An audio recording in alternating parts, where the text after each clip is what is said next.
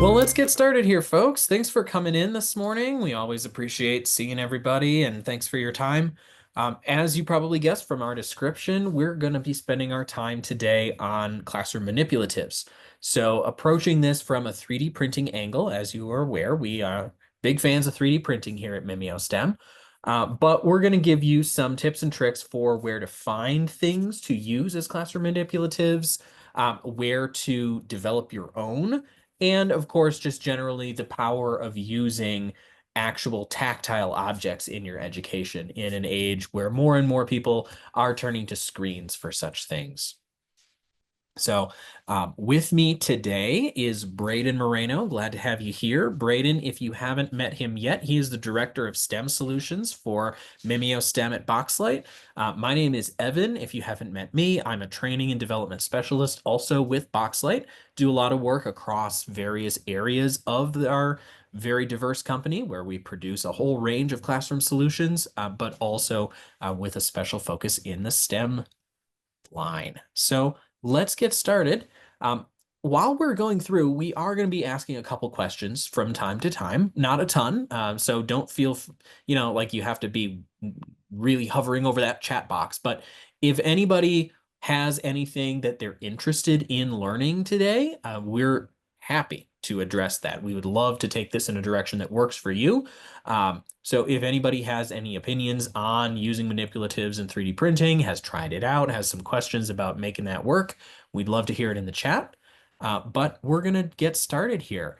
Braydon, I wanted to just kick things over to you in a few minutes here to give a little experience about um, your really depth of knowledge in the world of 3D printing. If you haven't met Braydon before, he is the co-founder of Robo, which you can see here on the screen here. We've got the Robo 3D printers. So he's been working in the 3D printing space and education for years. He's a really great resource and has seen a whole range of solutions on this front. If you're not familiar with MimioSTEM, we do have other really useful items for your STEM classrooms, like these all-in-one science labs, both for those younger students. You can see the Explorers model, really great for those younger grades. And then the lab disc, which has a little bit more variety of sensors and is more appropriate for those older grades, all tied together by a really wonderful curriculum offering that's developed in-house here. So if anybody has questions about that, happy to answer those in the chat as well. But I'm going to kick it over to Braydon while Couple of we things that kind of came up in the chat. I just want to oh mention. yeah. Just as more like shout outs, but Trisha over here said this sounds interesting. I thought I would check it out and share it with her teachers. She's district-wide technology integration. So thank you, Trisha, for being here. We love it. Hopefully you get some value from this that you can share. It is being recorded as well. So if you need the recording, we can send that out to you. Hannah said it's pretty amazing technology for educators. I assume she's talking about 3D printing. Excited to hear all the ideas. We have Stephanie here said I work with pre-K through second grade, so I'm really looking forward to how to support the teacher I work with. That is awesome. We're gonna definitely have some stuff for elementary in here. And then Victor just said, "Hey, Braid, how you doing? I haven't seen you in a while." So hey, Victor, how you doing? Thanks for Always joining good us to here chat with today. We're Victor. gonna dive into a lot of cool stuff. I'm excited to be here. Evan's going to do some activities with you guys. I'm going to talk about some resources and things like that. So hopefully it's good learning here. Absolutely. Stephanie, I'm really glad you mentioned you're here to support the teachers you work with pre-K second grade. We're definitely going to have some tools for you to take home for this one and share with the rest of your team once you're able to. All right. If anybody wants to contribute in the chat, really quick, have you used many classroom manipulatives? I'm assuming any educators on the call probably have, but even those of you who maybe don't work directly with students, if you've seen somebody using those or heard of them, people use classroom manipulatives for a whole range of subjects. This could be, English language learning. A lot of people use manipulatives, especially with those youngest students. And then math is a really big winner for manipulatives. Getting that concept off of sort of a written page and into people's hands can be really powerful. We've got, yeah, Stephanie uses a ton of manipulatives, mostly in math. Absolutely, Love that. especially at that pre-K2 level. Hannah also is using shapes and tangrams. Perfect. If there's anybody who's using them in science or social science, that's another big one. Really benefits to getting the tactile learning going Yeah. there. And I Oh, yeah, think we got a shout out for DNA as well as an option there. Absolutely. In fact, we're going to be chatting about that a little later. I'm sure a product, probably a lot of teachers too, I would assume use manipulatives that they may not even like necessarily consider or know are manipulatives, right? So there's a lot of that with just in education and within life in general, right? So it's a big part of learning, especially like, obviously that kind of tactile learning and hands-on learning that we know works so well. Definitely. And Braden, I know you have, experienced so much in the world of 3D printers and education. Have you seen any examples of like 3D printing really having a powerful impact, bringing that, more hands-on learning into students' experience? Yeah, I mean, there's been obviously we've worked with so many different schools, so many different teachers around the country that have done some incredible stuff. We have a teacher I always tell the story, who I don't think she's on here now, but she's a teacher in Montana that did like these artificial coral reef 3D printed projects using an algae-based 3D printing material. So that's really cool. But I also had the privilege years ago going to Rwanda and opening the first fabrication lab in Rwanda. And if you actually go to the Robo 3D YouTube channel, you can actually see a little video about that. But one of the cool things was like, we put 3D printers in this fabrication lab and exposed these students to this type of technology. And, they learned how to design and print things. And just seeing that experience from, hey, I've never seen a 3D printer before, I've never designed anything, to actually learning how to design, create something, print it, and then pull it off of the platform and holding it in their hand. That was like a magical experience. So, sometimes we talk about just using the 3D printer in the classroom and exposing students to it, might not be enough, but it really is. It sparks a lot of ideas and gets students excited. So, yeah, one of the many stories I loved. I was so privileged to be able to join that trip. We joined it with SolidWorks, which is a 3D modeling software, and yeah, just really great to see. So. Yeah, there's so many benefits. And like you said, some of them aren't even readily apparent until you actually start putting this into practice in your classroom and let those students have those opportunities that they otherwise wouldn't even imagine. And that goes for the teachers too. The Yeah. things you can create with a device, if you have access to it, are things you wouldn't even guess to try before. Yeah. One of the things that I really appreciate about our My STEM Kits lesson designers is the sheer creativity there, recycling common classroom objects, pairing them with custom designed brackets and things to like turn a meter stick into a flexible tool to be used for all sorts of things in the classroom, just with that addition of the 3D printer. But you Most wouldn't even definitely. really appreciate that at first glance. Yeah, we had a couple people in here too. I know we're going to dive into a lot of different topics, but Victor here said I really do need lots of help in the design. Victor, I'm not sure if I forget if you're a teacher, but we are going to be talking about some strategies and showcasing how to do 3D design in the classroom specifically. So hopefully you'll get some benefit from that. Hannah just mentioned that she saw a group of refugee children saw 3D printers in action and had been making all the manipulatives, and they were enthralled. I mean, yeah, time and time again, something as simple as just having a 3D printer in your classroom space and printing things for the students and for the classroom, it really does spark a whole new level of excitement for learning. So, Absolutely. yeah, One of the things that I hear from educators sometimes is sometimes there's almost too many possibilities. Like yeah, it gets a little overwhelming for some teachers, especially if they're not used to it. We too have at least been working with 3D printers long enough that we kind of have a handle on this and like what's actually possible, what's beneficial, what are you going to get the most value out of in the classroom context. But it's kind of hard to figure that out at first glance. So, Braden, I think you had some places where teachers could use or access to try to find really practical and useful models. So I'd love to hear your recommendations about where teachers can go to find some of this stuff. So not only are we going to talk about design, but also just finding ready-made stuff to print in case you don't have time or you're not experienced yet. So where can teachers start? yeah. So let's dive into a couple of yeah, kind of good resources. I mean, teachers are always asking us like, where can we find things for the classroom, right? Hopefully, are you able to see my screen right now? I can, yeah. Okay, so Yeah, I get a lot of questions. I've done a ton of shows. I've obviously worked with tons of schools and districts, and teachers are always like, "Hey, I got this 3D printer. Where do I start? What do I do?" And simply, we'll talk a little bit about our resource that's really beneficial, but I wanted to share some common resources that are out there to help educators just find content.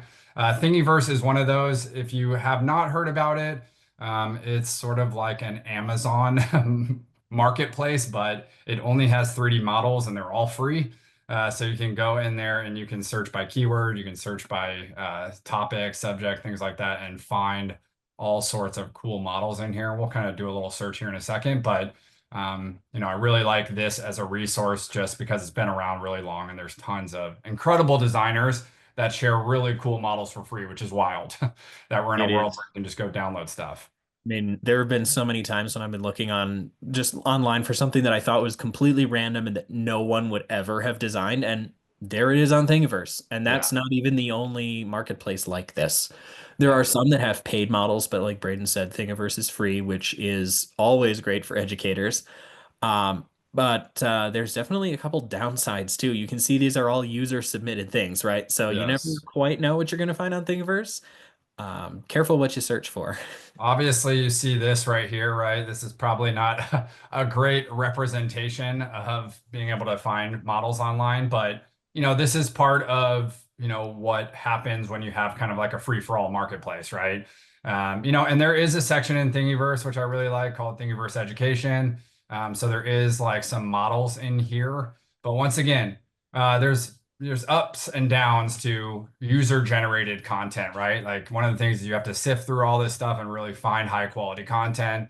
And a lot of them don't have great kind of lesson plans that go with them. So if you're just looking for models to make in the classroom, I mean, endless amounts of them. I just made brackets to hold like things like our vacuum and all that stuff in my place. So you can find all sorts of stuff like that. But if you're looking for specifically things for your classroom, a little bit more difficult.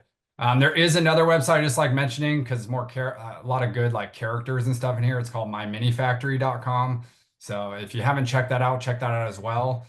Don't have too much of an educational section in here, but if you're looking to create models, historical things, they have tons of great content in here. Yeah, So a yeah, these lot of are these. these are probably the two most popular resources. Just in terms of I would say model marketplaces. Absolutely. And a lot of these look really cool. But if you are an educator, some of these are like really fun models to print and put on your bookcase, maybe, or on your desk. But not everything is really like tailored for educators to address a particular concept, right? So Right. that's kind of a different world than just printing a cool model. Yeah. That has its own benefits, of course. It's stimulating that creativity if you're doing a lesson where maybe kids can pick their own favorite character and print it and reenact a story or something like that. That's absolutely valuable. But there are so many concepts that need a little bit finer grain focus for education. Like even this education tab here, you can see like a keychain or like a little car that they can print and drive around. Those are fun, but sometimes with our core subjects, we need something um, a little bit more tailored. Yeah, and just really quickly, one of the last resources I want to show, and then I'll kind of talk a little bit about my STEM kits, which is our resource and kind of the difference. But once again, I've talked to a lot of schools and districts, and the teachers tend to just go to these resources and just print models that are already made, and it kind of defeats the purpose of using this 3D printer to bring learning to life. So this is just one more research or one more resource to utilize. It's called Yegi. So it's basically like Google for 3D models. So it kind of takes all the model marketplaces and it gives you a kind of a search engine to be able to search for 3D models. Once again, all three of these, whether you're using Yegi, whether you're using My Mini Factory, whether you're using Thingiverse, right? You still are going to have to sift through a ton of user generated content to find models that are applicable to what you're doing in the classroom, which kind of really, I guess, segues into, mystemkits.com, which is, the model marketplace that comes with our products. We're also going to give you guys a free trial to utilize this if you're interested in it. But we did want to mention this, obviously, because we're talking about resources that are available to people that, are interested in 3D printers or already have 3D printers in the classroom. Um, Did you want to say anything, Evan, on my STEM kits? Yeah, I know you're a former teacher and have a lot of experience there, so I'm sure you've dealt with like purchasing manipulatives and then, being able to see this resource where you can download and print manipulatives and things like that. So I didn't know if you wanted to say anything on that Absolutely. first and foremost. I want to call out some of our participants Okay, love it. who were Let's do it. saying the kind of manipulatives they use. So let's see what's out there on my STEM kits for them. Okay. We had a mention of DNA. I'm just going to pick that off the top of my head because I'm a former biology educator myself, and so DNA is one of those concepts that if you really want to understand how that molecule functions, it's extremely complex and has a lot of different pieces. And physical models are everywhere in biology education. So you can see we've got a DNA kit ready to go. This is probably one of the more complex prints that we offer just because it has so many different little parts, but they all interlock together. Hmm. Braydon had scrolled down earlier. You can see all of the sets of pieces. So you don't have to print them all one by one. You can absolutely print multiple models. And then we have lesson plans to go with all of these too. So if you're not 100% sure how you would use a kit like this in your classroom, you probably already have a science curriculum if you're interested in printing DNA. But we have tons of lesson plans as well. And these are all standards driven. These aren't like one-page PDFs about look at this cool model of DNA. Here you go. No other further information. We have all sorts of activities, student handouts, presentations, all of that in there. Um, Yeah.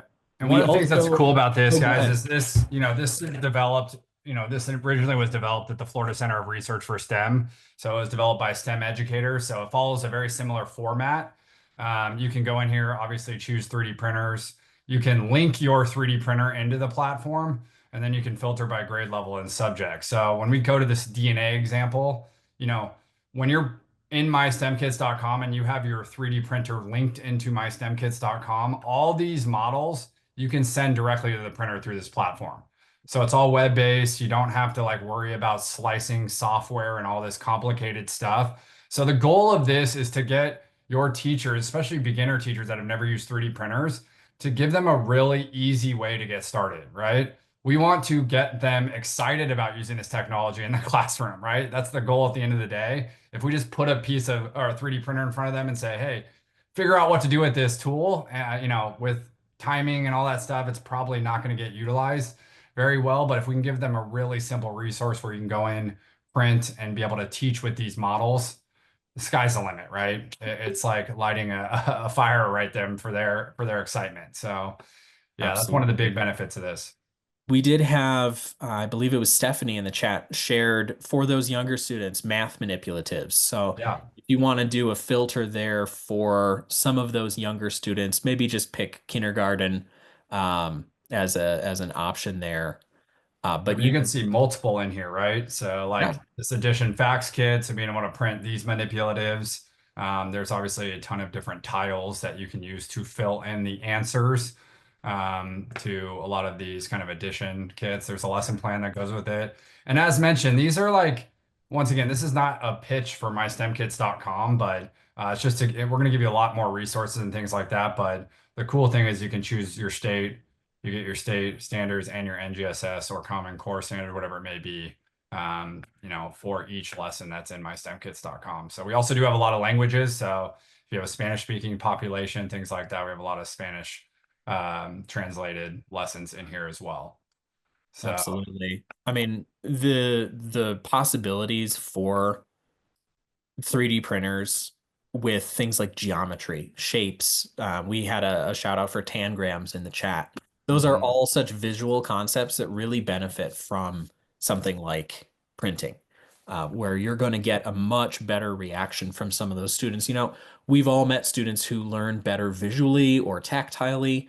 Some students are more auditory or conceptual learners where they can just read something and sort of grasp that, but that's not the majority by any means.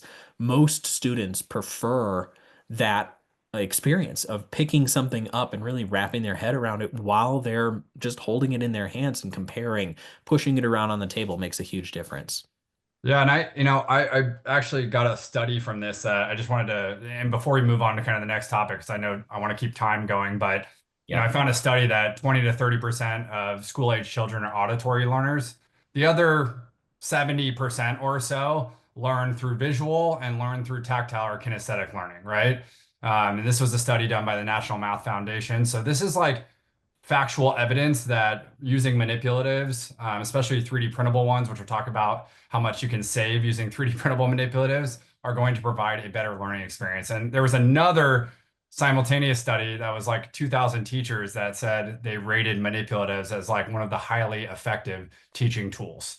It was like 60% of teachers compared it or preferred it over textbooks.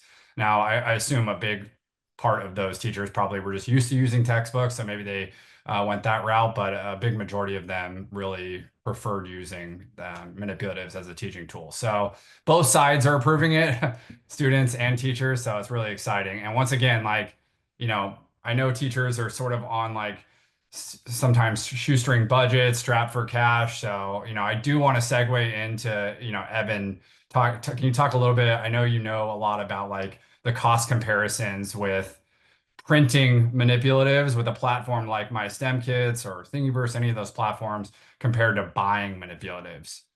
for sure. I'm gonna just switch back here to share my screen with you. Yeah. I mentioned a few minutes ago that I used to be a biology teacher prior to working with Boxlight. And, biology is one of those fields where everything you're trying to teach the students is either really tiny, so they can't see it with the naked eye. You have to break out the microscopes or the simulations or what have you, study cells and molecules and all that. It's difficult to conceptualize, right? You don't see these things in your everyday life. You don't understand them to the same level as organisms.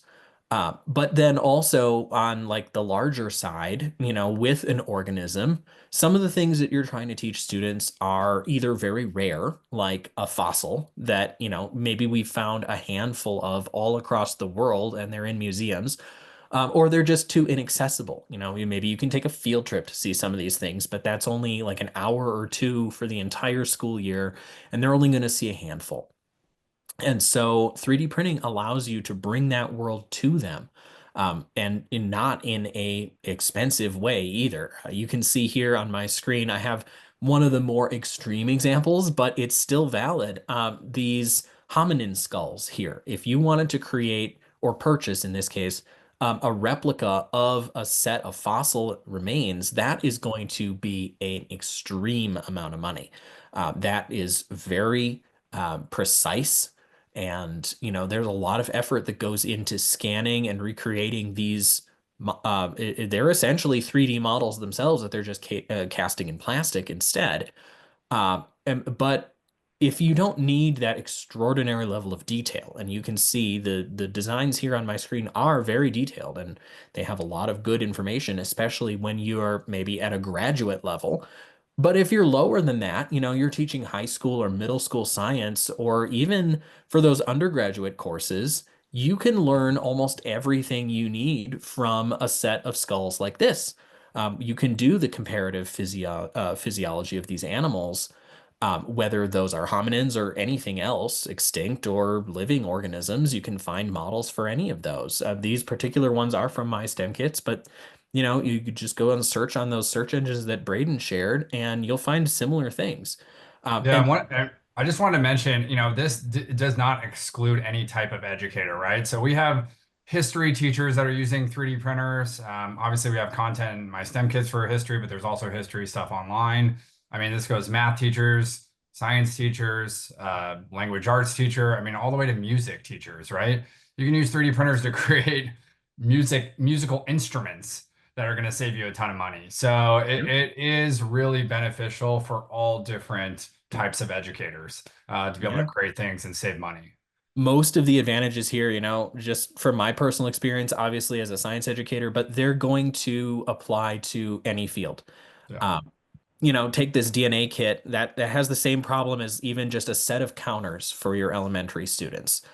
Maybe you have, let's just go with letters, alphabet.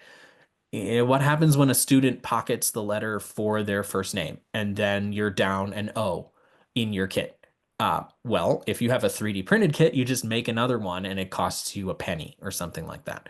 Yeah. Um, And not if to mention, you've bought it off Amazon, you might have to at some point go out and buy a whole other kit.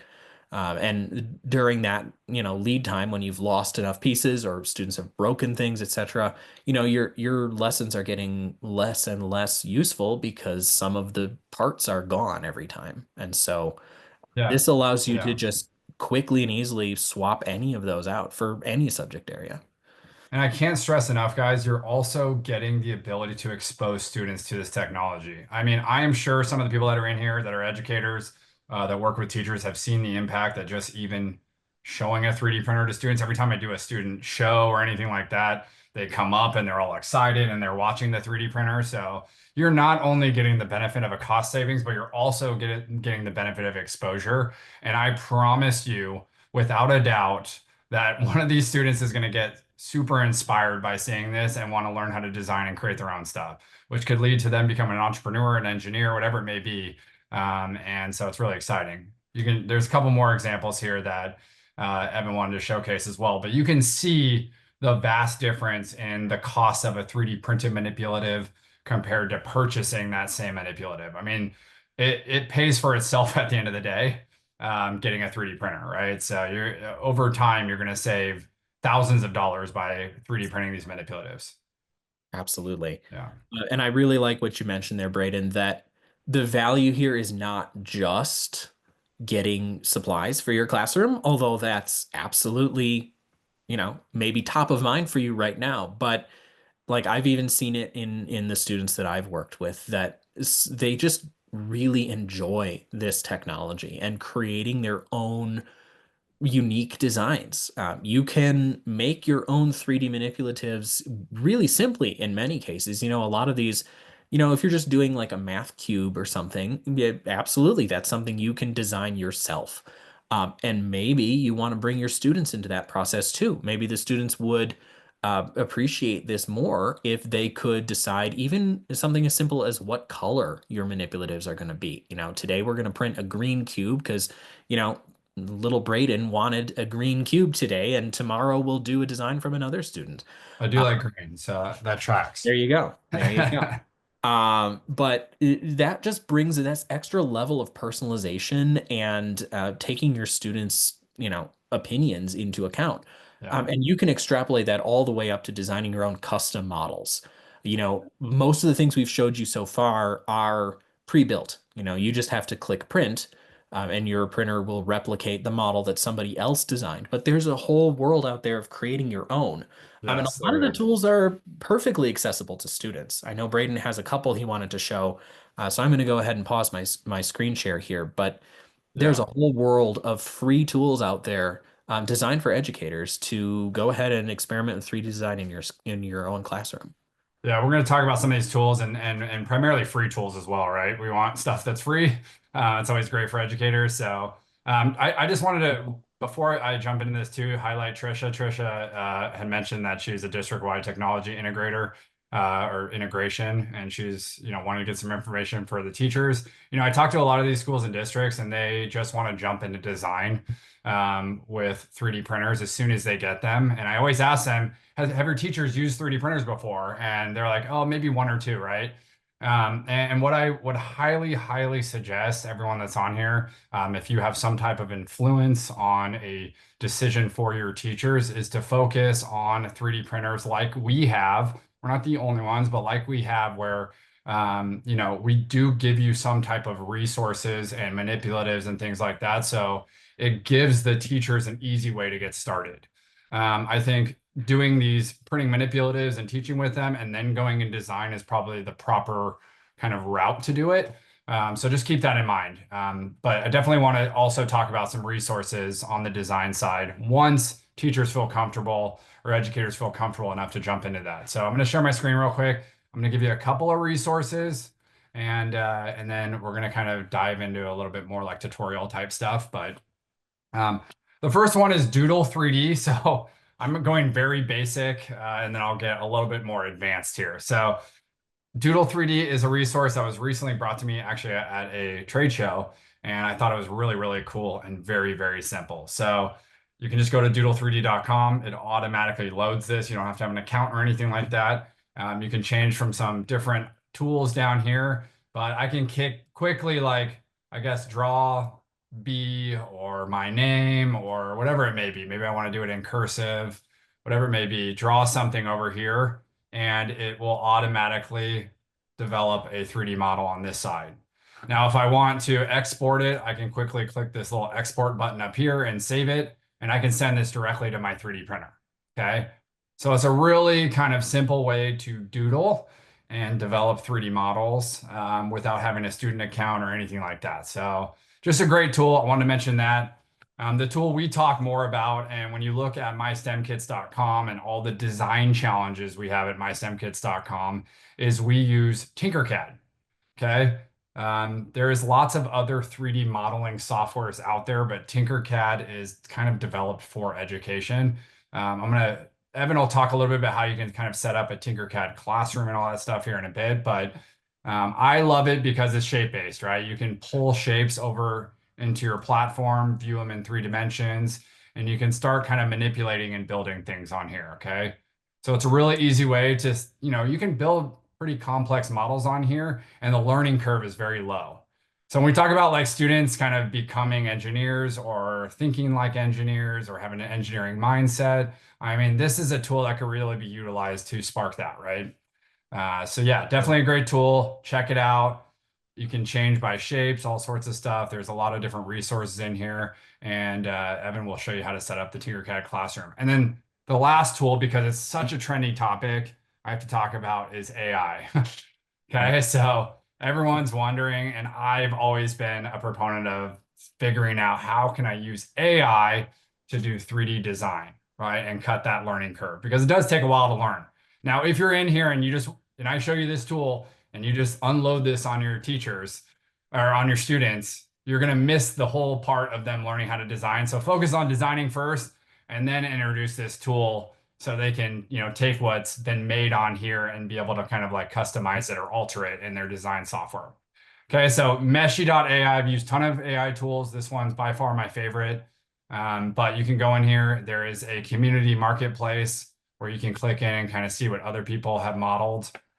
But you can also set up your own account. You get like 200 free credits. And then if you want to actually create models, you can do text to 3D.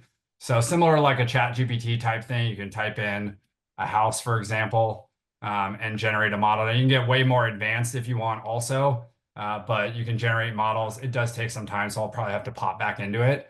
But it will give you like 3 different houses, and then you can kind of pick which model you want to like create better features for and things like that, and then you can download it. All right. If you want to learn how to use the prompts, just go into the community section, look at some cool models that are in here, and it'll show you what their model prompt is. So you can kind of use this as like a guide to develop whatever prompt you want. Okay. This is going to be game changing for actually kind of building, I would call templates for 3D models. So not your final model, but like, hey, I need to build this template. And then you can take that template and you can import it into a software like Tinkercad and kind of customize it or build or resize it in here. So did that make sense? Was that too fast? I put some links in the chat. Okay, cool. If you liked any of these, from the very simple, the Doodle 3D, especially for those kids who are just starting out with modeling, or let's be honest, the teachers who are just starting out learning how to do 3D modeling, Doodle 3D, and then of course Tinkercad and the AI design at Meshy. Most of these are designed to be accessible. The AI is a little bit different approach, but the advantage there is that if your students can describe something, and this even gets at another standard that we're always trying to teach, which is to precisely describe and communicate what you are trying to build. And the skills needed to actually go through and understand the characteristics of whatever object you're trying to design is in itself a learning experience. So there is so much potential there. I did want to share a little bit more about Tinkercad. I think Tinkercad is kind of the standard for It is, most of yes. these utilities. because it is designed by a really reputable company making 3D design software. You're probably familiar with Autodesk if you've worked in any kind of design scenario in the past. But also because Tinkercad is so great for classes with students. One of the things that Braden and I see all the time when we talk to schools that are using 3D printers is that they have a little bit of trouble managing how things are printed. This is all great when you're doing it yourself, but when you have a classroom of 20, 25, 30 students who are all trying to get their models printed, sometimes that gets a little bit more challenging. You're going to Yeah, have we a actually had limited someone amount of mention print that. times. Oh yeah, Yeah, we had someone mentioned like that they wanted to learn basically like how to do this in the classroom better. And once again, this is a topic I hear time and time and time again. Like, hey, we have all these students, maybe it's 25 students, and they all want to print their models. How do we manage this? And, it starts, I know Evan's going to talk a little bit about a classroom. We'll talk about kind of like how to set this part up. And then I'll give you guys like a strategy that I think works really well, which I call print pods. So we'll talk a little bit about that too. absolutely. There are strategies. We'll take you through two ways to address this problem, both from the creating models side of things and also choosing how to print, maybe which models to print, which students get their turn in this queue, etc. But quick shout out to Tinkercad because they have this thought through pretty well already. And again, this is all free. I'm logged in here under my account, which is an educator account. So when you go to Tinkercad, I'm actually just going to open up a new window here and just go to Tinkercad's homepage so you can see um, well, actually, I'm already logged in this one. But when you log in, there's going to be a button for educators. So make sure you select that when you're creating your account, right at the first step. Just tell Tinkercad you're an educator. You get all these features free of charge. So you'll have a classes tab down here. Braden was showing you the print sort of workspace where you can have all these models. But the back end here is managing your class. And so you can create a new class. You just choose your grade level, name whatever you want it, subject.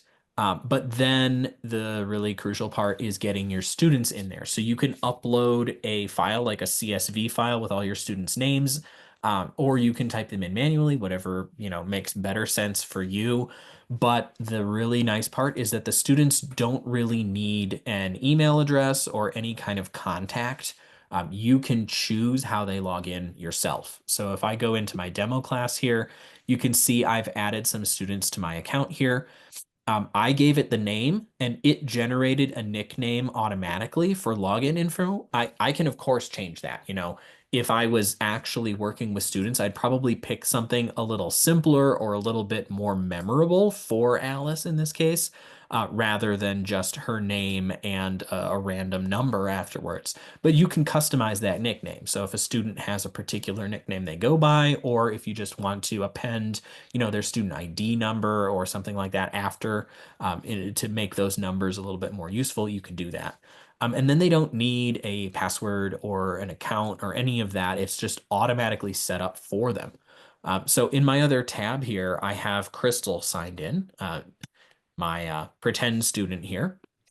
And all I needed to do to sign in was my class ID number and then my nickname. So very easy for even the youngest students. They can bookmark your class and just sign in really quick. And again, you don't need to worry about password management or any of that stuff. If they forget their nickname, you can remind them or you can just create a new one for them. It's very simple. And what I think what's cool about this too for the teachers that are on here is like you can if you build this class, right? Like you can start implementing design challenges like using that class for a long period of time, right? You can use that same class setup and do more and more design challenges. So it gives you a way as a teacher to kind of showcase and see what all your students are actually doing in one place, which is really important. Absolutely. Really quick here, we mentioned like letters of the alphabet as an easy manipulative to start with. So I just pulled out the text tool here, and anything I type here Maybe I'll give myself a space in between so I can print them all with a little space in between them. I can change the font to a nice sans serif font, a little easier for some of those students, make these letters nice and large. My print plane here is the same size as my 3D printer. You can customize the size of that plane. Maybe I make these a little thinner. I probably don't need them to be quite so tall. But that was like 10 seconds of design work, and I can extrapolate that out. I can create student name tags, I can create keychains, whatever I need to do. We can even write, just like that Doodle 3D, there is a way to write with your mouse, or if your students are using a touchscreen device, with the touchscreen. Now, if I switch back to my teacher's account here, you can see Crystal's account. If I click in, I can see that Crystal was just designing these letters, and I can see exactly what that student was working on. So I can use this with my teacher account. Maybe I want to copy and paste some designs all into the same place so I can print them all at once. I can download them and send them to my 3D printer. Everything now is up to the teacher. I can even leave some feedback with my little React button up here. So everything's set up for you, ready to go. Yeah, So and if you're an educator on here too, like you can also delete, right? Like if a certain student, we know as teachers or those teachers out there, you're gonna have students that design inappropriate things. So you have the ability to delete those models as well. So you do really have like full control of that, which is really absolutely. good. Braydon, I know we're running towards Yep. our time limit here. I know you Yep. wanted to mention the print pods, which I think is a really great tool for choosing how to prioritize some of these designs. Because let's face it, with the average amount of time available to a teacher and the average class size, we're never going to be able to print all these projects all at once. Yeah, and we kind of came up with this concept as just a way to help sort of large classrooms divvy up the 3D printing work. We've got now with our 3D printer, this new one we just launched is very fast.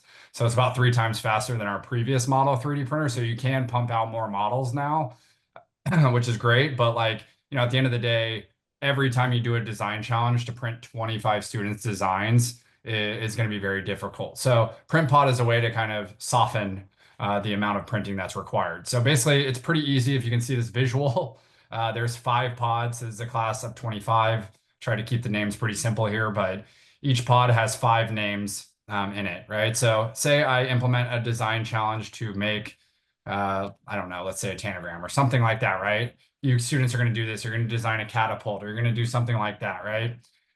All these students in each of these pods are going to design themselves, right? So they're all going to be set up into your Tinkercad classroom. They're all going to begin designing, complete designing.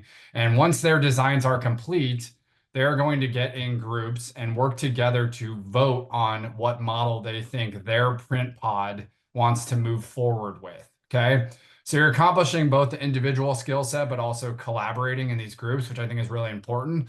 And then once each group has decided which model they're going to move forward with, you can print that one model for that one design challenge. So instead of 25 models to print, you're printing 5 models. Okay. The beauty about this is once one of those people, assume every person on the top of these lists got their models printed, they're crossed off for the next design challenge, right? So they can't print their model for the next design challenge, but they can certainly still do the design and all that stuff. And what I think you'll find a lot of the time is those students that have already kind of been able to print their models, they'll help other students that are struggling in their design as well. So a really easy, cool strategy and simple strategy to kind of offload some of that work and allow you to print all the students' models over time. Jason asks, has there been any discussions on expanding filament options? Uh, we have lots of filament options that are out there that work with our various 3D printers. So there's, things like wood infused plastics, and there's all sorts of obviously color changing, magnetic infused plastics, all the stuff that are out there. We don't use them as much for making manipulatives or doing design challenges. We tend to see that more in kind of the engineering or higher end. I don't know, Evan, have you had experience with using other materials? Um, Only briefly. yeah, Most of the things that I print are fine for PLA, which is kind of the standard, especially for folks on a budget. PLA is probably the most cost effective. That is a little bit fragile, though. PLA does not have a very high melting point, which makes it great for 3D printing, but it actually could melt. Like if you get it a little too warm, you're probably not microwaving your models, but even something like a hair dryer could melt some of the PLA. It's also pretty soft, so fine details you might bend or snap. And so there are options out there like ABS, which is a much more rigid type of plastic, or Braden mentioned, wood infused or metal infused even. Most of these would require a little bit different settings on your printer. And we don't really have time to get into all of that today, but the manufacturer's specifications should be available with whatever filament you choose for the preferred temperature and, print speed, etc. And a lot of our printers accept different types of filament. By no means are you limited to PLA. Even our smaller model, in fact, if I can skip forward here on my presentation, you can see the two models here.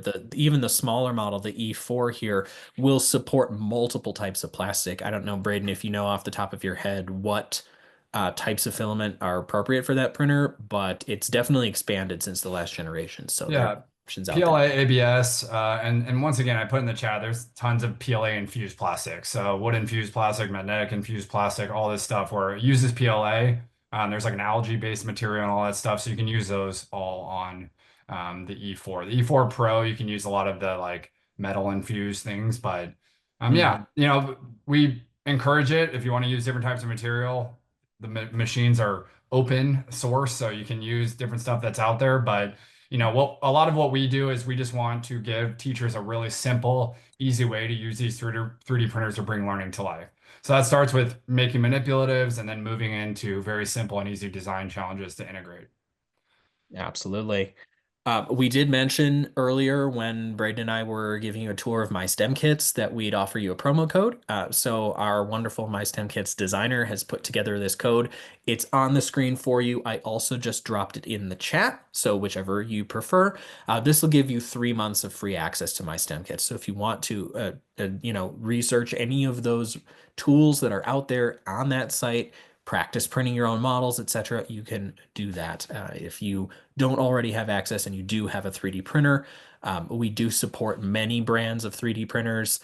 We not, 100% of everything on the market, but what is it, like 75 different types of printers or something like that, Braden? Yeah, seven And different types. And yeah, I mean, we have videos on how to integrate a lot of them and things like that. So there's a lot of great resources in there. Please go check it out. Once again, this is to help your teachers, especially ones that, haven't had success with 3D printers to get them up and running. It's sad when I know the benefits of this technology and what it can do in the classroom, and then going into schools and seeing them just kind of sitting there dusty, not being used. So, I have a lot of passion in getting those things back up and running. And absolutely. mystemkits.com is really the crux of helping that happen. For So, sure. It addresses the what should I print question, right? Like yeah, the teachers don't even know where to start sometimes. It gives them those ready-made models, and then with some of the other tools like Tinkercad Classroom that we were showing you today, getting over that next logistical hurdle, which is how do I actually use this with students and, have enough time, have enough materials, etc., to, actually give them a chance to experience this. So hopefully that was helpful for you today. Braden and myself, we both have our emails there on screen. Braden just dropped him in the chat as well. So we'd be happy to follow up with anybody who wants to, keep this conversation going with some questions. Feel free to reach out. And don't forget that free code for My STEM Kits. We're hopefully going to see some new accounts coming in after this. And if you have any questions about that too, feel free to reach out. And that wraps it up for today. We've spent about almost 50 minutes together here today, so we'll let you go. If you are, interested in continuing hearing a little bit more about our STEM suite, and the kinds of things that you can do to encourage STEM learning in your classroom, myself and also Hannah, who's on our team, will be coming back in March for another learning lab. On March 18th, we've got a more field-focused session. So, how do we bring some of these learning experiences outdoors, celebrate spring and so forth, by getting students out into nature a little bit? And so that doesn't really focus on printers, but it does focus on really continuing that love of science and learning, and increasing that whenever we have the opportunity to. So thanks Love to it. Braden for joining me today. I had a lot of Thank fun. you guys. You learned Yeah. some things, and feel free to stay in touch. We'd love to hear from you.